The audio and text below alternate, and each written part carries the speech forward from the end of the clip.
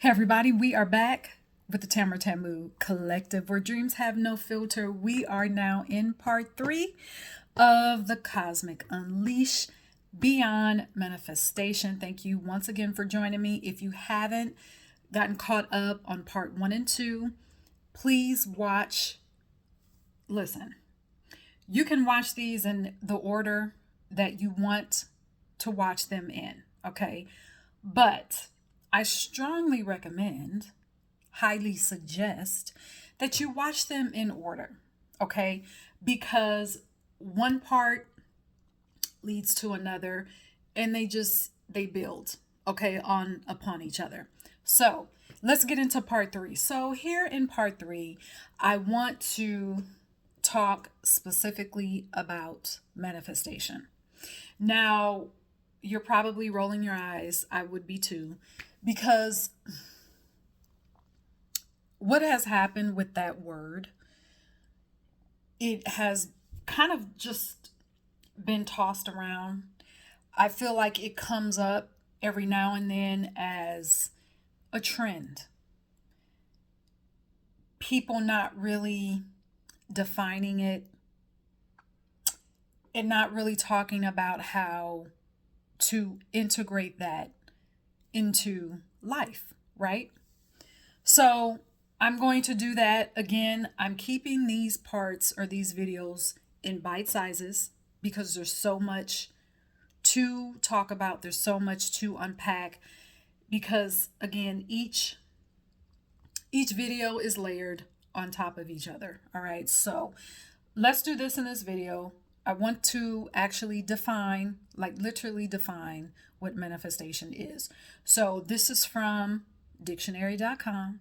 And again, if you see me looking down, it's because I have notes this time. All right. I've had notes actually for all parts, all right, of this series. So anyway, manifest means to readily perceive by the eye or the understanding.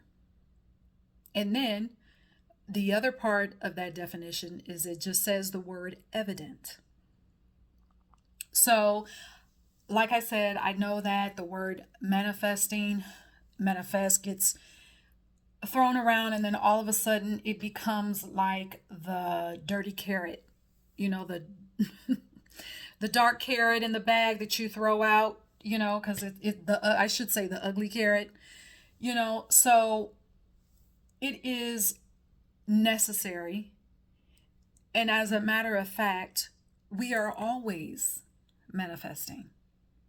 Always.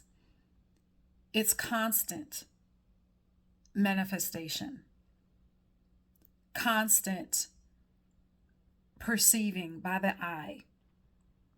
All right. So let's review where manifesting starts. So, to readily perceive by the eye or understanding. That's, from my perspective, from what I have experienced, it's related to what goes on in our minds from moment to moment. Okay? From moment to moment. So, if we break this down a little bit more, we know that we manifest daily with our thoughts combined with our words. So, if you just think about that, that can kind of feel uncomfortable. It can be a little scary. It can almost sound like, well, damn, now I have to watch all my thoughts. No. I look at that as, wow, we really are that powerful. So it's not about constantly managing your thoughts or constantly managing anything. Manifesting is more related. Well, I won't say more related, but it goes deeper than your thoughts. It's about how you feel. So rather than constantly checking your thoughts, I suggest and I propose that you check in on how you feel. And even from moment, you still don't have to check in how you feel from moment to moment. If you simply ask the question, which to me is, it's a form of self-care and self-love, which is not what this video is about. But when we can when we can ask ourselves the question throughout the day, I don't care how mundane how mundane the task is, whether it's taking out the trash or not, or if it's doing dishes, laundry, whatever, taking that five minutes, 2 minutes to say, okay, how am I feeling right now? How am I feeling? Because when you ask that question, any intense feeling that you have will tell you what you are manifesting. So what do I mean by that? So all of us can come up with an example of a time where maybe we were working, driving, having a discussion with somebody, whether it was a debate or not, and we realized that we were clenched. Our toes were clenched. Maybe our hands were clenched together like this, or our jaws were clenched, or maybe we weren't breathing. Maybe we were holding our breath. We all have that example of a time when we were doing that. Well, those intense feelings do not necessarily come from the conscious thoughts, which are our surface thoughts. Those intense feelings come from our subconscious. And that's what we have to pay attention to when it comes to manifesting, when it comes to our vision, when it comes to us embracing our power again to speak, to use our words, to speak life into our business, into our vision, into everything, to speak rejuvenation into whatever. It has to do with mostly our subconscious, because our subconscious leads to our surface thoughts, then our feelings, and then how we act. All of that, it's a circle, it's a cycle. Okay? And that's really the whole purpose of this series. So, before I go, I want to bring up an example. So, we'll talk about money. Hold on, let me take a sip. So, if we talk about money, when you go to the store to get, to get groceries, to get what you need, to get gas, put gas in your car, and then think about how you felt doing that. This is why it's important I would say it's more important to pay closer to your feelings rather than your thoughts, because your thoughts are so rapid. They're so rapid, constant. But with your feelings, when you go to get gas, you reach into your wallet, your purse, you take out your debit card, credit card. How are you feeling when you're swiping? Are you feeling like, dang, I gotta get gas again? I'm spending more money. Is this money gonna be replaced? Are you tense when you do it? Because that'll tell you what you're manifesting. If you're tense, then when you're swiping, it's, I don't know if I have enough. I don't know if this is going to be replaced. I'm spending more money. I'm spending. That's why you have to pay attention to how you feel. You have to pay attention to how you feel. Because if you don't, then, and we're using the example of money, then every time you swipe, you're always going to identify with lack. You're going to identify with not having enough, and you're going to be in that constant state all the time, every time. And sometimes, and I'll go back to this, relates to what I was talking to in part two about what life circumstances can do. It can cause you, when you have forgotten that you have the power to create your environment, that you have the power to create your economy, you start to identify with lack. It becomes your identity. And who wants that? I don't. I know you don't either. Otherwise, you wouldn't be watching this. But that's what happens. And that's what can happen. So, money is just one example.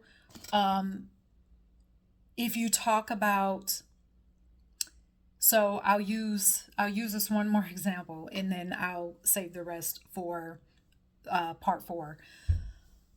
But I heard someone say, there was someone that I used to work with, and she was always afraid of her health. Always.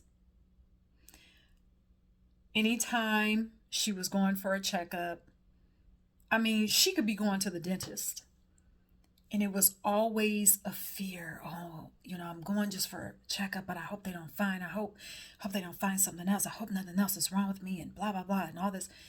And it was all the time. And I would just listen, and I would try not to judge, because sometimes, I'm not going to lie, sometimes I would just be thinking, okay, seriously, what are you doing? Why are you saying what? Please stop it. But I listened, and the more she talked, the more I understood that fear, that programming came from. Now, some of you may or may not disagree, but I'm going to say this.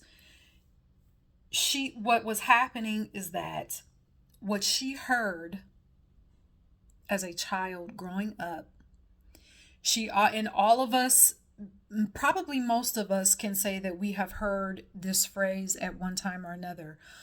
Oh, well, this certain disease runs in the family. So you'll want to make sure that when you go to the doctor, you have them check this. Now, for the most part, if we heard that, the family members that told us that, they meant well. However, what did that do to your programming? Especially if you start to hear that as a child. So that means that because something runs in the family, and I'm using air quotes because I don't entirely believe that. And even if it is true, I still know that we have the power in our voice to switch ourselves, to tell ourselves to act right, to be in harmony, okay? So you're hearing that, and going back to my older co-worker that I used to work, when I say older, I don't mean age, but anyway, it doesn't matter. Going back to the co-worker, this is what she was hearing. This is what she had heard, and this is what she kept hearing all the time from her mom, her grandmother, her aunt, even some of her cousins. And even she was a young woman. She was mid-20s. So even in her mid-20s, She was already prepping to have this disease by what she was saying, by her feelings, by her subconscious. So it was her subconscious that was programmed, her feelings, and then what was coming out of her mouth and the way that she responded, okay, to going to the dentist. All right. So part of, and I brought up that example because I wanted to show, like I did with the money example, conscious versus subconscious. The conscious is surface, subconscious is programming. So that programming is what we want to target.